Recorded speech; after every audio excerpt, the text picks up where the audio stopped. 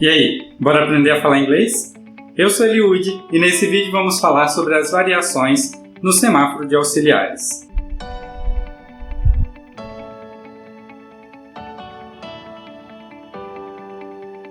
Nos vídeos anteriores nós falamos que a língua inglesa tem um caráter essencialmente imperativo. É como se o verbo estivesse sempre mandando você fazer alguma coisa. E os auxiliares, eles funcionam para suavizar esse caráter imperativo da língua. Para entendermos a função que esses verbos auxiliares ocupam na língua inglesa, nós estamos estudando o semáforo de auxiliares.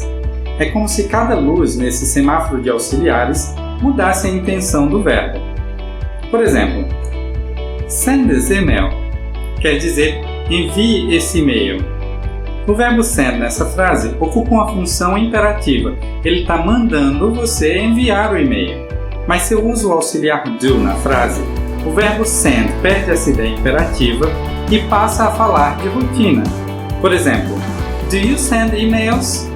Eu quero saber se você costuma enviar e-mails. Will é um auxiliar para falar de planos. Se eu troco o do por will no início daquela pergunta, o verbo send perde a ideia de falar de rotina e passa a falar dos seus planos. Se você pretende fazer aquilo, se você pretende enviar aquele e-mail. Will you send this email? Can é um auxiliar usado para falar do que cabe em determinada situação. Você quer saber se a pessoa consegue ou sabe fazer aquilo. Se eu troco will por can no início daquela pergunta, o verbo send deixa de falar de planos e passa a falar do que você consegue fazer. Can you send this email?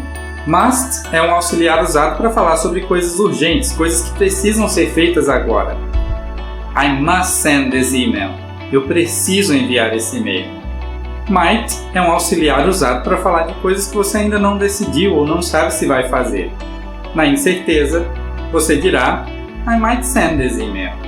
Talvez eu envie esse e-mail. Todos esses 5 auxiliares usam a base do verbo, que é essa forma imperativa de se falar em inglês. Já os 2 últimos auxiliares que vimos no vídeo anterior usam uma forma conjugada desse verbo. Have é um auxiliar usado para falar de coisas que já aconteceram. Quando usamos esse auxiliar, o verbo será usado no particípio. O particípio é uma conjugação do verbo que indica que a pessoa tomou parte naquela ação. Por exemplo, se eu quero dizer que eu já enviei o e-mail, eu direi I've sent this email. Se eu quero perguntar se a pessoa já enviou aquele e-mail, eu devo dizer Have you sent this email? Be é um auxiliar que fala das coisas que estão acontecendo no momento presente ou estavam acontecendo agora há pouco. Então, se eu acabei de escrever um e-mail e eu quero dizer que eu estou enviando esse e-mail, eu direi I'm sending this email. Be é a forma imperativa desse auxiliar. Como estamos usando o semáforo de auxiliares para suavizar essa ideia imperativa da língua, nós não vamos usar a forma imperativa desse auxiliar, mas suas conjugações. Am para falar do que eu estou fazendo, are para falar do que você está fazendo. I'm sending this email para dizer que eu estou enviando esse e-mail.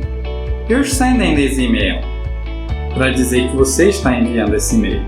Am I sending this email? Para perguntar se eu estou enviando esse e-mail. Are you sending this email? Para saber se você está enviando esse e-mail. Assim como o be possui essas conjugações diferentes, os outros auxiliares também sofrem algumas variações. Did é uma variação do auxiliar do, usada para falar sobre coisas que aconteceram num passado específico. Se não mencionamos esse passado, did passa a falar sobre sua rotina no passado. Por exemplo, Did you send emails there? Eu quero saber se quando você trabalhava lá, você costumava enviar e-mails. Did you send that email yesterday? Eu quero saber se você enviou aquele e-mail ontem. Assim, do you send emails? Fala sobre sua rotina regular. Você costuma enviar e-mails? Did you send that email yesterday? Você enviou aquele e-mail ontem? Eu quero saber se isso aconteceu em um tempo específico. Ou, how many emails did you send there? Quantos e-mails você costumava enviar lá? Would é uma variação de will. Ambos falam sobre planos ou vontade. Por exemplo, will you send this email? Você vai enviar esse e-mail? Would you send this email for me? Você enviaria esse e-mail para mim? Quando usamos would, queremos saber se a pessoa concordaria em fazer aquilo em uma determinada situação. Could é uma variação de can. Can é usado para fazer pedidos. Você pode enviar esse e-mail, por favor? O auxiliar could coloca um pouco mais de formalidade nesse pedido. Could you send that email for me, please? Em português, a formalidade está no pronome de tratamento. O senhor poderia, a senhora poderia. Em inglês, a formalidade fica por conta do auxiliar. Assim, can I help you? Could I help you? É a mesma pergunta. Uma é apenas menos formal que a outra. Should é uma variação de must, usado normalmente para perguntar ou pedir opiniões ou sugestões. Por exemplo, should I send this email? Você acha que eu deveria enviar esse e-mail? You must send this email. Você tem que enviar esse e-mail. Had é uma variação de have. Have é usado para falar de coisas que já aconteceram. I've sent this email. Eu já enviei esse e-mail. Mas se eu uso had, eu estou dizendo que eu já tinha feito isso outras vezes, que não é a primeira vez que eu estou fazendo. I had sent this email before. Eu já tinha enviado esse e-mail antes.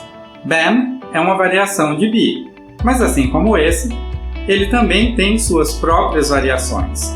Was, para falar do que estava acontecendo comigo. Were, para falar do que estava acontecendo com você. I was sending this email. Eu estava enviando esse e-mail. Were you sending this email? Você estava enviando esse e-mail? Por fim, vamos falar de mais duas variações. Do é um auxiliar que fala da minha rotina ou da sua. Mas se eu quero falar da rotina de alguém, eu vou usar a variação does do auxiliar do. Por exemplo, se eu quero saber se faz parte da sua rotina enviar e-mails, eu vou perguntar Do you send emails? Mas se eu quero perguntar se faz parte da rotina de alguém enviar e-mail, e digamos que o nome dessa pessoa seja Mark, eu vou perguntar Does Mark send emails? O auxiliar para falar do que já fizemos é have. Mas se queremos falar do que alguém já fez, vamos usar a variação has.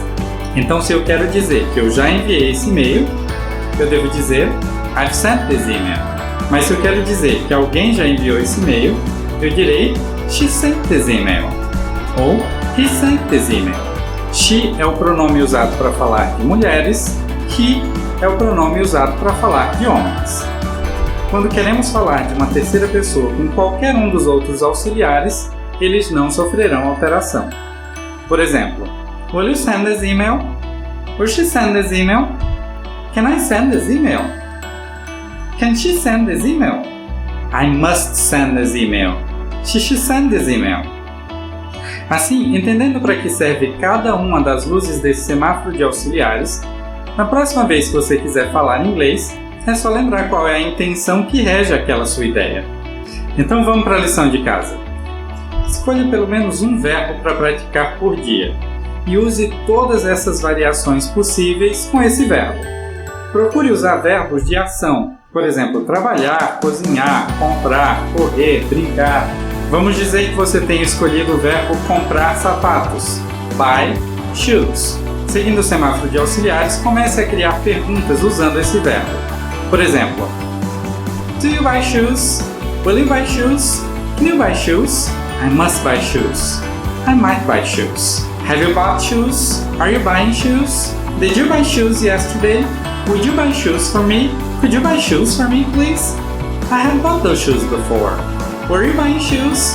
Essa prática vai ajudar você a se familiarizar com os verbos em inglês e com as intenções de cada auxiliar. Se você está gostando desses vídeos, inscreva-se no canal e compartilhe conosco suas impressões. Catch you guys in the next one.